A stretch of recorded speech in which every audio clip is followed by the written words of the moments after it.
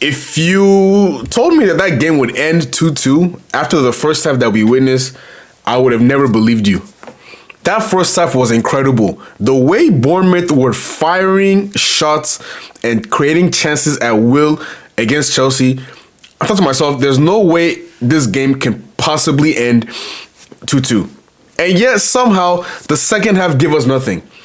The second half gave us absolutely nothing, and I was shocked. I was bamboozled. I had the Chelsea game on one screen, the Arsenal game on the other screen, and I just was expecting this give me something, half of what you gave me in the first half, and I'll be content with that. And it was nothing. That first 30, 40 minutes was incredible. The way Bournemouth were attacking in the first 10 minutes was incredible. Chance after chance, chance to David Brooks. It's a great save from Robert Sanchez, to be fair.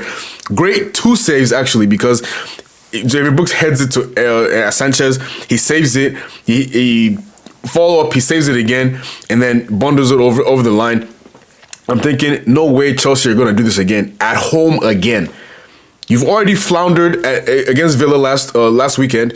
You cannot put in this same kind of performance against Bournemouth in the midweek. You just can't do that to your fans, right? And they respond. It's a bit of an unfortunate coming together between Semenyo and Estevao. I thought at first it was a clean, challenge, strong challenge. Then I watched the replay. He bundles into him. It's a clear penalty. Cole Palmer 1-1. And from this point on, you're thinking, okay, whenever the big team's at home and they equalize, then they're the ones that take off. They're the ones that get the momentum, and then they carry on, playing the good football. But Bournemouth kept going. Bournemouth kept going. They didn't rest on their laurels and say, okay, maybe we can, have a period of recovery. No, they just kept attacking. And the thing about this Bournemouth team, they're very, very good going forward. When it's time to,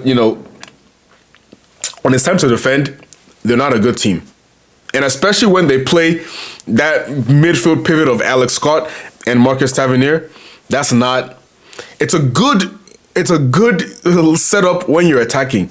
But when you're defending, it's not strong. It's not strong at all defensively. So I knew Chelsea would have chances to attack. Chelsea would have chances to press on the break.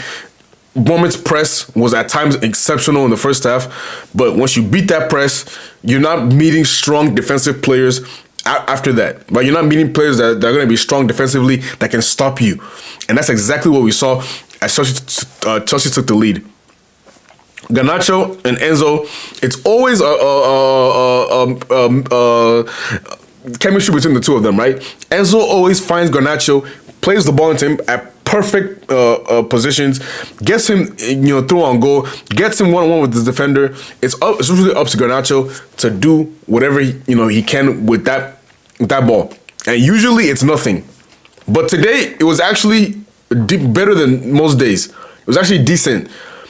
A nice little pass back to Enzo.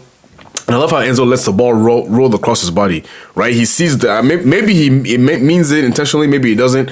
But he sees Alex Scott kind of coming in his eye line, and he just lets the ball, dummies the ball over, and it's a great finish into the corner. And then from this point on, Chelsea take a 5-10 minute period and just slow the game down. Take a 5-10 minute period and just get yourselves back composed. And what does Chelsea do? Concede right after that. Like, can you give 5-10 minutes at home on your home ground and just rest? Let your fans recover. All the stress you've put them through, let them recover. Another set piece and another goal. This time, Cliver at the back post, easy tap in. It's just poor defending. Two, honestly, poor defensive teams. Two teams that, if your life depends on it, these teams keeping a clean sheet, you will die. They will kill you. That's how bad these teams are defensively. Whether it's personnel, whether it's focus, whether it's tactically, whether it's set piece, whether it's goalkeeping errors, whether it's defensive, it's always something with these teams. And I thought to myself, okay, that first half, great. Perfect. From a neutral perspective, I don't care about clean sheets. I don't care. I want to see goals and I want to see fun. And then the second half was literally nothing of the same. The second half was nothing like what we saw in the first half. There was no fluidity in the attacks. There was there was nothing. Nothing to write home about in that second half. And I look at this Chelsea team and I have to keep saying the same things, the same complaints about this Chelsea team every single week. First of all, I don't know what the identity of this team is. I don't know what kind of football they play. I don't know what the strength of this team is. I don't know where they look to and they say this is how we're gonna get a result this game. It seems like it's just freestyling. It's free flowing. And I thought Enzo Maresca kind of showed us something at the Club World Cup and even winning the Conference League that, okay, this is a manager that kind of understands how to get results on a consistent basis with this team. This is a manager that going into next season, he's going to be more consistent. He's going to be stronger. There's going to be positive things to look at in this Chelsea team. And then we're coming to this season, and I feel less confident about him than before, even after the Club World Cup and after the Conference League. It's an immature team, a team that isn't consistent in any regard. No part of the pitch is consistent. Poor defensively, not attacking, not brilliant in the attack. Your best player has been poor all season. Your next best player, best attacker, supposed to be João Pedro, hasn't really shown up. Delap, nothing. Esteval was actually good today, decent. Neto, Garnacho, generally poor. And on the Bournemouth side of things, it's kind of the same thing with Bournemouth. Bournemouth, in these big games, you kind of know what you're gonna get from them. They're gonna press well. They're going to attack well. They're going to do certain things well. They won't defend well. It's just a matter of will the other team punish them or not. And now you look at probably going to lose Semenyo in the January window. Where do they go from here? Because a lot of their attack, a lot of their productivity was Semenyo. Or is Semenyo.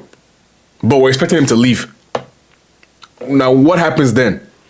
Iraola, is he going to be there next season? Could this be where you finally see Bournemouth start to fall off? And, because we always think, oh, these teams, they'll stay in the Premier League, they'll perform well, whatever. Leicester gave us that same feeling. You used to think Leicester would never go back down.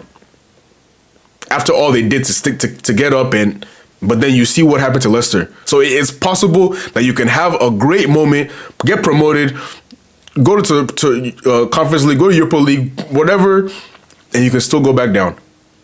Could this be the start of, because you're looking at how Bournemouth season is going, I don't see how it gets better. I don't see where the improvement comes from. It was a strong start to the season, and now it's just been a gradual, steady decline. But my main takeaway is Chelsea. It's just poor, and it's consistently poor. It's steadily poor. I don't even know if I want to make a Chelsea video until they play well. Because I feel like I'm echoing the same sentiments no matter what the team they come up against. It's just poor, and it just looks like it's going nowhere.